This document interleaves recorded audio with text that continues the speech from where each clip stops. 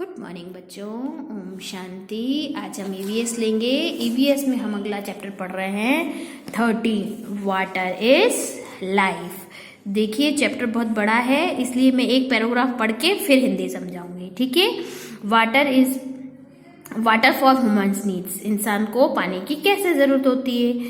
Water is Priors humans needs water not only for drinking, cooking, bathing and cleaning but also for growing crops that give us food. The water that we use come from rainwater. The river fill with rain water and also water are melting glaciers when it's glaciers. ठीक है, अब देखिए पानी इंसान के लिए जरूरत की चीजें, पीने के लिए, खाने के लिए, नहाने के लिए, अपने आप को क्लीन करने के लिए, घर को क्लीन करने के लिए, इवन देन खेती बाड़ी के लिए, खेत उगाने के लिए, ग्रोपिंग क्रॉप फसल उगाने के लिए भी पानी की जरूरत होती है और तभी हमको खाना मिलता है। पानी हमें रेन वाटर से मिलता है। रेन वाटर जब पानी से पूरी बारिश होती है तब नदी नाले तालाब जो हैं वो पानी से पूरी तरह से भर जाते हैं। और पानी दूसरी जगह से कहाँ आता है? Melt glaciers. ग्लेशियर्स मतलब वो पर्वत जहाँ पर बर्फ जमती है, वो जब मेल्ट होती है और नीचे गिरती है तब भी हमें पानी मिलता है। When it's rain, जब बारिश आती है, water collect in oceans, rivers, sea, lakes and pond. This water is called surface water. जब बारिश आती है तब पानी जो होता है, जो समुद्र में, नदियों में, नालों में, तालाबों में, इन सब में लहरों में इकट्ठा होता है, उस पानी को हम बोलते हैं surface water. And some of rain water speeds underground from the underground water. और कुछ पानी जो होता है वह जमीन के अंदर जमा हो जाता है, उसको हम बोलते हैं ग्राउंड वाटर। ठीक है, यह पानी जो है वह हमें घरों में सप्लाई करने के लिए काम में आता है और खेती बाड़ी करने के लिए काम में आता है। इन द ओल्डियर टाइम, पुराने जमाने में, पीपल इन इंडियन बुल्ड बावली or step well is the collecting rainwater. The Bawli was the underground trunk and resource that schools be reached by the discrete steps. Insist of the drawing water from a well. People could walk down the step on the Bawli and reach water. पुराने जमाने में लोग क्या करते थे? बावड़ी, नाले उतर के जो बावड़ी बनती है ना, उसको हम बावड़ी बोलते हैं। तो बावड़ी बनाते थे पानी को इकट्ठा करने के लिए, कुएं बनाते थे पानी को इकट्ठा करने के लिए। ठीक है, तो इस तरीके से जब वो पानी इकट्ठा होता था, ये सब इकट्ठा होता था, तब वो उसको यूज करते थे पीने के लिए, खाने के लिए और अपने रोजमर्रा की जिंदगी के लिए। ठीक है, the step wall provide a connecting supply of water on the people all year. और उसी बावड़ी से, उसी स्टेप वेल से सारा साल लोगों को पानी दिया जाता था। सम बावड़ीज had survive storage and were build a beautiful agriculture style and embroidery caves. बहुत सारी बावड़ियां तो पुराने जमाने की ऐसी बनी हुई है जो बहुत ही ब्यूटीफुल एग्रीकल्चर से बनी हुई है, बहुत ही अच्छे तरीके से बनी हुई है। उसमें बहुत सुंदर नाले हैं, पत्थर्स गड़े हुए हैं और अच्छे मतलब तरीके से स्टाइलिश बनी हुई है। बहुत सारी ऐसी दीवारें हैं जहाँ पर एम्ब्रॉयडरी की हुई है और है ना एल्बोड्रेंट केव्स की तरह बने हुए, गुफाओं की तरह बनी हुई है और बहुत ही अच्छे से बनी हुई है। Clumps and weep and deep, बहुत गहरी और ऊंचाई पर बनी हुई है। During summer people express women would gather to the feel of water and supply. Many people also celebrate festival here. बहुत सारे लोग जो हैं उसको वो वहां पर जाकर फेस्टिवल भी उसकी तरह, फेस्टिवल की तरह उस चीज को मनाते हैं। वो ये जो है बावड़ियां जो है वो धार्मिक तरीके से भी वो मान्यता प्राप्त होती है कि भाई है ना, बहुत सारी बावड़ियां ऐसी है, जैसे शिरडी में एक पानी की बावड़ी बनी हुई है जो माना जाता है कि वो साईं बाबा के द्वारा बनाई गई थी, इसीलिए उसको धार्मिक मान्यता भी मिलती है। ऐसी और भी बहुत सारी बावड़ियां हैं, जैसे हमारे जोधपुर में देखो रामदेवड़ा वाली बावड़ी है। ठीक है, तो जिसको हम बोलते बाबा रामदेव ने बनवाई थी, है ना, रामदेवड़ा में बावड़ी है ना एक, तो वो बावड़ी भी हमारे जोधपुर के लिए मान्यता प्राप्त है कि उस बावड़ी को बाबा रामदेव ने बनवाया था, इसीलिए वहां पर लोग बाबा रामदेव की जब जन्माष्टमी और वो होता है ना, बीज वगैरह होती है, तो वहां पे ऐसे फंक्शंस की तरह मनाया जाता है। ऐसे ही दिल्ली में भी एक बावड़ी है, अग्रसेन बावड़ी, अग्रसेन की बावड़ी, ठीक है।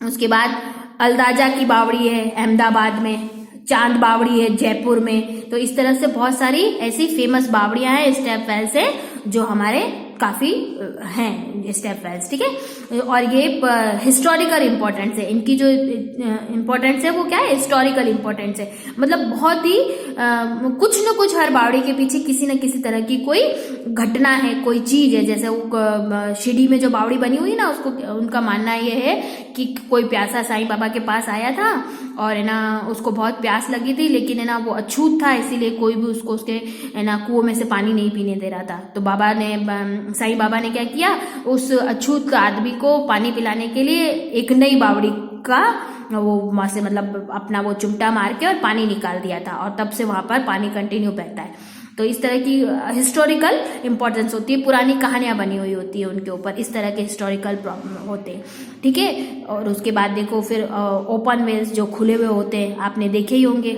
गाँव में होते हैं, बाल्टियां नीचे फेंको। और उसके बाद हैंडपम्प होते हैं, ट्यूबवेल होते हैं, आपने देखी होंगी ये सारी चीजें। तो इस तरह की चीजें जो होती है वो उनको पानी निकालने के लिए यूज की जाती है। Today's water is supplies to house through large underground pipes. आजकल तो क्या होता है कि सरकार की तरफ से अंडरग्राउंड वाटर मतलब जमीनों के अंदर से पानी के लिए पाइप निकाल दिए गए हैं, जो usually form a large river of lake, जो कि लेक से आते हुए टंकीज में स्टोर किए जाते हैं। ये टैंक होते हैं ना, देखो हर आपने देखा ही होगा, लगभग एक मोहल्ले में एक टंकी इस तरह की मिल ही जाएगी। तो इन टंकियों से कनेक्टेड होते हुए पाइप जमीन के अंदर से निकलते हुए हर घर में जाते हैं और उस घर में से वह पानी निकलता है। ये पूरी इन्फॉर्मेशन इसमें है, आप पढ़ो अच्छे से, आपको समझ में आ जाएगा जो मैंने समझाया है, ठीक है। लार्ज स्केल पर होते हैं और हर गांव में हर जगह पर इस तरह की टंकियां बनाई जाती है और उस टंकियों से घरों में पानी बनाया जाता है। उसके बाद आता है वाटर फॉर क्रॉप, है ना, पानी सिंचाई के लिए, खेत के लिए पानी कैसे है। In the agriculture ancient time, पुराने जमाने में people still along a back of river to have easy access of water for their daily seeds. They fill water from the river in and pond and carry them home. As they learn the art of growing food, they need water for their crop too. Since they usually care water for the sources of anonymity of water is into the field. Later they develop different way of changing water. The water of crop by different method is called a irrigation. अब देखो क्या होता था कि पुराने जमाने में लोग क्या करते थे, जब उनको खेती बाड़ी के लिए पानी चाहिए होता था या कुछ चाहिए होता था, वो क्या करते थे, नदी पे तालाबों पे जाकर और बड़े बड़े ट्रंक और वो चीजें भर भर के अपने घरों में और अपने खेतों में डालते थे। लेकिन जैसे जैसे टाइम बदलता गया, उन्होंने धीरे धीरे इन चीजों में डेवलपमेंट लाना शुरू कर दिया और उसके बाद उन्होंने अलग अलग तरीके अपनाना शुरू कर दिए इरिगेशन के लिए।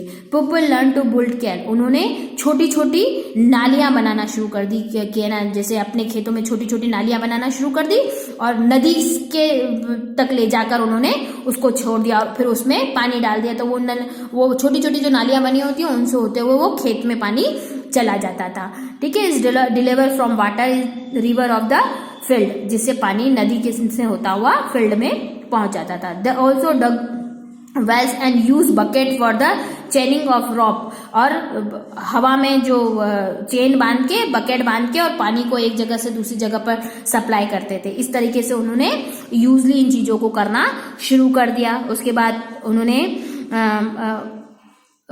in Egypt is the mechanical scaled sift was commonly use of the supply water in the field. इस तरीके का देखो, इस तरीके का उन्होंने इजाद किया कि यहाँ से पानी भरा, वहां से किया और यूं घुमा के उसको इस तरह से ले जाकर इस तरह से पानी का इजाद किया उन्होंने कि एक लकड़ी का वो बनाकर रेक्टेंगल का, और इस तरीके से उन्होंने पानी लेना आरंभ किया। भाई यहाँ से लिया उधर डोल दिया, यहाँ से लिया उधर डोल दिया, इस तरीके से उन्होंने कलेक्शन करना शुरू किया, ठीक है। उसके बाद देखो, मैं पढ़ नहीं रही हूँ बेटा, आप पढ़ना, समझ में आ जाएगा आपको, ठीक है। रॉप, फिर उन्होंने एक रस्सी टाइप इस तरह से निकाला कि पहिए का निकाला और उस पहिए में से इस तरह से वाटर व्हील निकाल दिया और उसको खेती बाड़ी के लिए यूज करना। तो जैसे जैसे गाय घूमती जाती थी ये पहिया चलता जाता था और नदी में से पानी इस नाली में से होता हुआ खेत में पहुंच जाता था। ठीक है, इस तरह से अलग अलग तरीके से उन्होंने करना शुरू कर दिया। उसके बाद ट्यूबवेल जैसी कोई चीज आई। ये देखो ट्यूबवेल मतलब जो जमीन में से पानी निकालता है, इस तरह का पाइप बना हुआ होता है। वो पाइप एक जगह से दूसरी जगह पर खेत में छोड़ दिया जाता है। ये ट्यूबवेल बना हुआ है, यहाँ से इन्होंने पाइप लगा दिया और इस पानी से ये पूरे खेतों में इस तरह से फैल जाता है। ठीक है, ये इरिगेशन का, फार्मर्स का। और उसके बाद आजकल तो स्प्रिंकल आ गए हैं, गोल गोल घूमने वाले। आपने खेतों में, गार्डन्स में देखे होंगे, गोल स्प्रिंग आ जाते हैं, तो उनको चला दो तो वो पूरी तरह से इस तरह से अपने आप ही खेत में गोल गोल घूमता रहता है और पानी फेंकता रहता है। इसको हम बोलते हैं स्प्रिंकल। ठीक है, ये हाई लेवल पर आजकल यूज होने लग गया है। बहुत सारे किसान जो होते हैं उनको इस चीज के लिए यूज करते हैं। ठीक है, अब लाइफ ऑफ वाटर, पानी का यूज क्या है। अब देखो, we use seen how human springs use water. तो नॉर्मली हम जानते हैं कि इंसानों को पानी की आवश्यकता होती है, लेकिन पौधों को और जानवरों को भी पानी की आवश्यकता होती है। तो आ जा रही है एक्वेटिक प्लांट। वह प्लांट जो पानी में रहते हैं और पानी में ही ग्रो करते हैं उनको हम बोलते हैं एक्वेटिक प्लांट। ठीक है, they can along of the bodies water, उनकी जो बॉडी होती है वह पानी में ही डेवलप होती है। At the bottom of surface is like lakes and pond is storm and river. They, ठीक है, in water lungs soil and in the faulting areas. वो क्या करता है, पानी की, नदी की और तालाबों की जो अंदर की मिट्टी होती है उसमें से पनपता है और बाहर आकर पानी की सरफेस पर तैरता रहता है। Many change happen over the period of time in the structure of body of the plants which help them to survive in their environment। उसके जो ये प्लांट निकलता है वो जब उगता है और जब तक सरफेस पर रहता है, इस चीज में वो अपने आप में बहुत सारे परिवर्तन करता है। उस एनवायरनमेंट में रहने के लिए, उस प्लांट को उस पानी में रहने के लिए बहुत सारे चेंजेस करने पड़ते हैं अपने आप में। और दीज चेंजेस आर कॉल्ड अडॉप्टेशंस। ठीक है, ये जो चेंज वो अपने आप को उस एनवायरनमेंट में सेटल करने के लिए, सर्वाइव करने के लिए जो प्लांट्स अपने आप में चेंज करते हैं, उस पूरे चेंज को हम क्या बोलते हैं, अडॉप्टेशन। ठीक है, this plants very generally is shape, size and, वो अलग अलग शेप्स में, अलग अलग साइज में आते हैं। उनके स्ट्रक्चर जो होता है लीव्स एंड रूट्स की तरह होता है। They are adopted as a survivor, low oxygen coordination, उनको कम ऑक्सीजन की आवश्यकता होती है। They deep special part of keep them bring a carry of water, वो पानी को अपने अंदर कैरी करके रखते हैं। किस तरह से ये रूट होते हैं, ये देखो यहाँ पर दिए हुए हैं सारे प्लांट्स। ठीक है, दिस प्लांट आगे हैं, the root go deep and attach themselves of the float on the water body. वो क्या करते हैं, कुछ प्लांट्स जिनकी रूट्स जो होती है वो अंदर तक जमीन के, मतलब पानी के अंदर तक जो जमीन होती है उसमें पूरी तरह से अटैच होते हैं, लेकिन अपने आप को पानी पर ऊपर तैराते रहते हैं। मतलब उनके अंदर से वो बाहर आ जाते हैं, जड़ों अंदर जमीन पर होती है, लेकिन वो खुद ऐसे बाहर निकल कर आ जाते हैं और पानी के ऊपर फ्लोट करते रहते हैं। दिस प्लांट्स हैव थिन, ये बहुत पतले होते हैं, नैरो उनकी होती है और शेडेड बॉडीज होती है, उनके शेल्डर बॉडीज होती है, यूं है ना, बुक्के टाइप बनी हुई होती है, यूं इस तरीके से, इस तरह की बनी हुई होती है। As they are totally under water, जो कि पूरी तरह से वाटर के अंदर रहती है। They are called subgrade plants, इनको हम बोलते हैं सबग्रेड्स प्लांट्स। ठीक है, the roots of plants like um lily and bluish brush grow deep under water, but some parts of a plant stay above water. These plants have narrow long leaves and enable them to bend easily with the flow of water. कुछ पौधे ऐसे होते हैं जो पूरी तरह से पानी के अंदर रहते हैं, लेकिन उसका कुछ पार्ट जो होता है वो पानी में बाहर की तरफ दिखाई देता है, और वो इतने लचीले और सॉफ्ट होते हैं कि पानी के बहाव के साथ अपने आप को ऐसे ऐसे करते रहते हैं। ये देखो इस तरह से ऊपरे यहाँ पर बनी हुई है, देखो।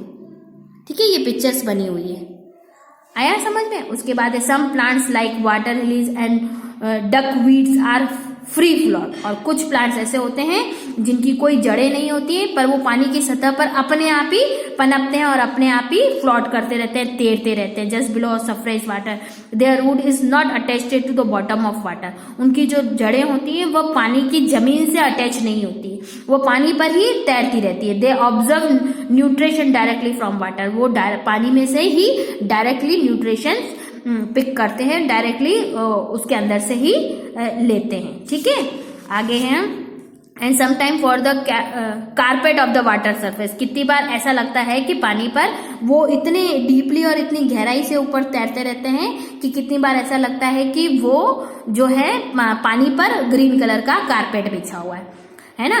तो cover of the frog and water aquatic animal, उन दिस प्रोवाइड अ प्रोटेक्शन। ये जो पत्ते होते हैं, जो इस तरह की जो डकवीड्स और इस तरह की जो प्लांट्स होते हैं जो पानी में तैरते रहते हैं, वो क्या करते हैं, प्रोटेक्शन प्रोवाइड करते हैं। किनको, पानी में रहने वाले जानवरों को। ठीक है, अगला है बेटा, चैप्टर बहुत बड़ा है राजा। ठीक है, चैप्टर बहुत बड़ा है। ओके, ये इतना पढ़ लेते हैं, फिर आगे के कल हम पढ़ेंगे। ठीक है, some plants like water lily and lotus have a large flower floating leaves.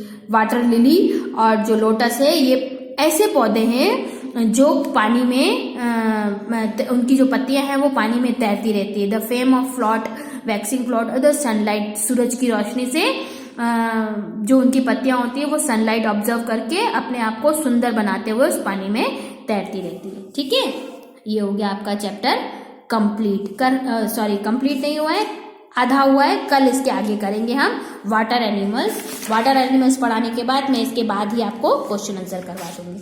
ठीक है, तो ये आधा चैप्टर हो गया है। जितना करवाया है उसको अच्छे से पढ़िए, समझने की कोशिश कीजिए।